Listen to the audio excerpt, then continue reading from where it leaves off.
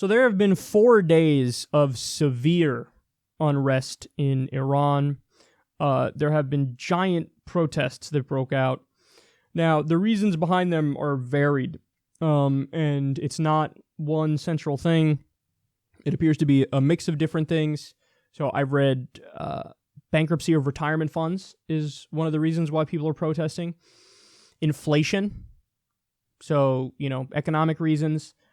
Corruption is another one. Even foreign policy, where, there's chants about how they don't want the government to be spending on Yemen or Lebanon.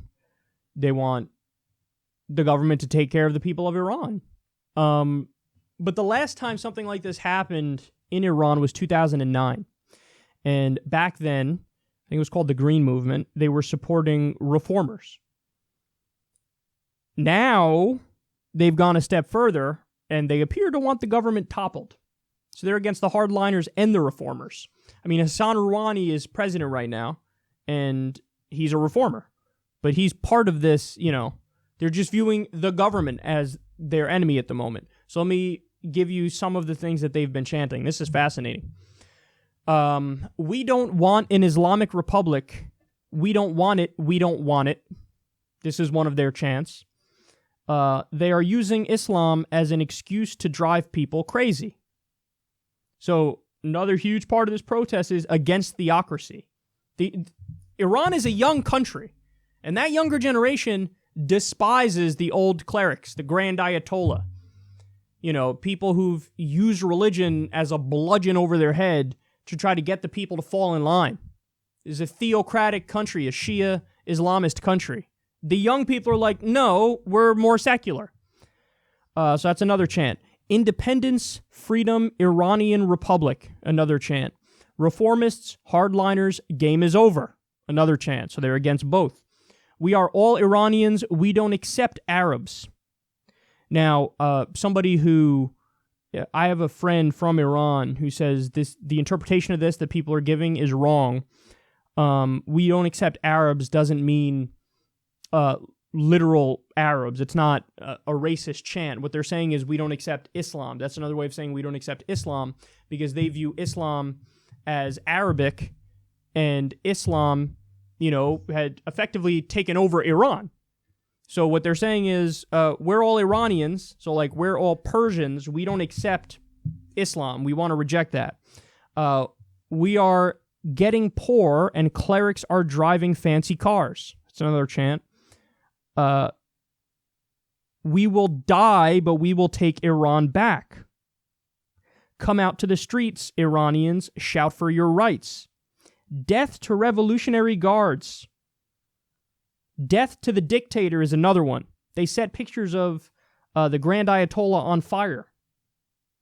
So this is real shit going down there. And by the way, here's probably the most controversial chant. Reza Shah, rest in peace. Reza Shah was the dictator of Iran. Now, again, you could say, of course, currently, even though there's elections for who's going to be president, the Grand Ayatollah is really in control. The Revolutionary Guards are really in control. So it is still, an authoritarian situation, and they are the dictators. But before that, it was the Shah. And the Shah was ousted in the 1979 Islamic Revolution. So you have some protesters who are chanting for a monarchy back, who are chanting for the secular dictator to come back. So it appears to be a mix of things people are protesting for. There's no central message. There's economic stuff. There's, corruption. There's calls for a secular monarchy to come back. So this is all over the place.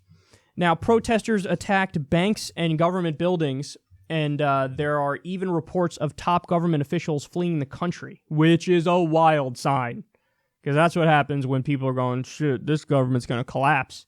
There's video shared on social media that showed the police in Tehran firing water cannons to try to disperse demonstrators. And at this point, at least 12 protesters were killed. That's according to Time. And I saw that right before I came on air. And social media sites have been shut down. Some of the more popular social media sites, which people use to communicate. And this is a really interesting thing to see because Iran has been, honestly, one of the most stable countries in the region. Amid the turmoil everywhere else, they've been very stable. But now you see this unrest bubbling to the surface.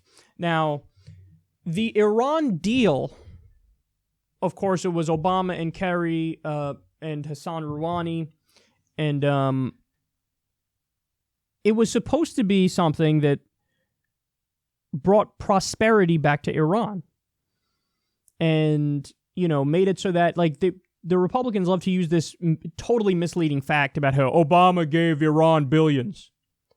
Nonsense. They gave Iran back their own money that we stole from them with sanctions. So, in other words, hey, you don't create a nuke. We have the IAEA come in there and regulate and do inspections and make sure you don't create nuclear weapons. And in return, we'll give you back your own money. So that's what happened. So this was expected to bring prosperity to everybody, which is why people loved the Iran deal. But what's happened is because of corruption, that wealth didn't really trickle down. So it's kind of a similar situation to what we're seeing in the West, in that there's such extreme corruption that even in a situation where it's supposed to help the people, no. It's like with our recovery here, how corporate profits are now at a record high, but wages haven't budged. They haven't gone up. So that's a similar thing there, except they're also dealing with inflation, which makes the cost of eggs and milk, I think it went up to double the price it was. So that's when you get people in the streets go, not only are we not seeing the benefits, we actively went in the wrong direction because we didn't see the windfall of the Iran deal.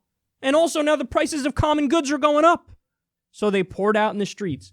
So corruption is a big issue, but also the rhetoric from Trump has scared investors from going into Iran and making deals with Iran because they're afraid the U.S. government's going to come after them and say, no, you can't do that.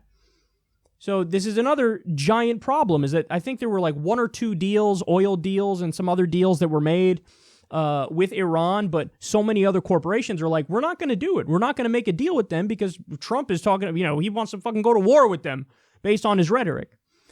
And then the final thing to say about this is this is a very tricky situation. There's been a lot of paradoxical stuff happening. So these protests have in the West been hijacked and exploited by neocons and right-wingers. And it is the grossest thing to see. Like John McCain, who famously sang on the campaign trail, bomb, bomb, bomb, bomb, bomb Iran. So he's saying yeah, let's bomb them, literally.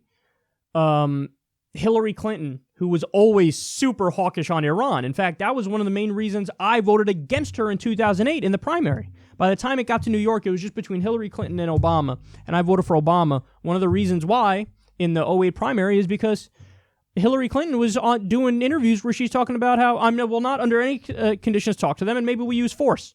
I was like, what the fuck? This isn't a Republican primary. So Obama was saying, I'll talk to them without preconditions. And the media was spinning that like it was a scandal. I was like, that's not a scandal. That makes perfect sense. Of course, you want to talk to your enemies to figure out if we can make peace. So he said, I'll talk to them without preconditions. I was like, that's reasonable. I'm going to vote for him. Because at the time, remember, it was a difficult choice because Hillary was actually campaigning on single payer back then. And Obama was not. So it was like, whoa, who do you go for? It was kind of a toss-up. But then I looked at all their policies, I thought Obama was slightly better because he also had rhetoric against money in politics. Hillary did not. But we don't need to go back and rehash all that stuff. But bottom line is, Hillary Clinton, John McCain, neocons like Bill Kristol, all these people are like, Donald Trump was on Twitter talking about, we're watching closely for human rights violations. You have to side with the protesters who want basic human rights. Motherfucker, there are people, over a dozen people, who are facing, 40 years in prison? Because they were by some broken windows on Inauguration Day in the U.S. You are cracking down on protesters. There were journalists who were arrested. Some of them were facing life in prison. Thankfully, that was cut down. But there are people who are on trial, and you're acting in an undemocratic way. I mean, Fucking ask Edward Snowden how how serious the U.S. takes the First Amendment. He's in fucking hiding because you want to prosecute him, and the head of the CIA, who you picked, is openly saying we should execute him. You don't get to fucking lecture people about human rights, you asshole. You're fucking arming Saudi Arabia, and they're bombing women and children in Yemen. Shut the fuck up with your faux cries, human rights, human rights. Anyway, did you see my first raid as president, which killed a young American girl? Yeah, I increased drone strikes 432%, and I've been massacring civilians all over the place. I got rid of the rules of engagement in Somalia. I loosened them. But now I'm going to feign concern about human rights when I campaigned on torturing. You fucking campaigned on torturing. And now it's, Iran, respect the protesters, please. Oh, we care so much about human rights here in America. Nonsense. Fucking nonsense. In fact, Colin Kaepernick takes a knee, other football players take a knee. They tell you it's because we are against state violence when you have police officers killing unarmed people, and you go on a crusade trying to ruin people's careers. Telling her disrespecting the flag, and now you're pretending you care about human rights. Get the fuck out of here. So this is why this is next level annoying, because even if you have sympathies like I do for the protesters, and you want them to, I don't know, move past an Islamic Republic and do a peaceful transition of power to a purely democratic society where Hassan Rouhani, for example, who's president, would run stuff, and then you have elections, and okay, this person runs, and that's... In other words, if you want to move past the Revolutionary Guards and move past the Islamic Republic and the Ayatollahs, which I do, that's what I want for Iran, right-wingers around the world are using this to exploit the circumstance to try to destabilize Iran so that they can get a U.S. puppet in there. See, this is why this is so... But to be fair, there's also the flip side hypocrites as well. And those are people who are going, nope, nothing to see here. These protests are irrelevant. These protests don't matter. Support the Iranian regime because the protests are outside paid agitators, foreign agents who are just trying to fucking rabble-rouse and are trying to destabilize this country. No, that's not true either, man. That's not true either. The idea that you have to support that government is very oppressive. Of course it is. Of course, it's not as bad as Saudi Arabia, but that's not saying much. That's not a very high bar.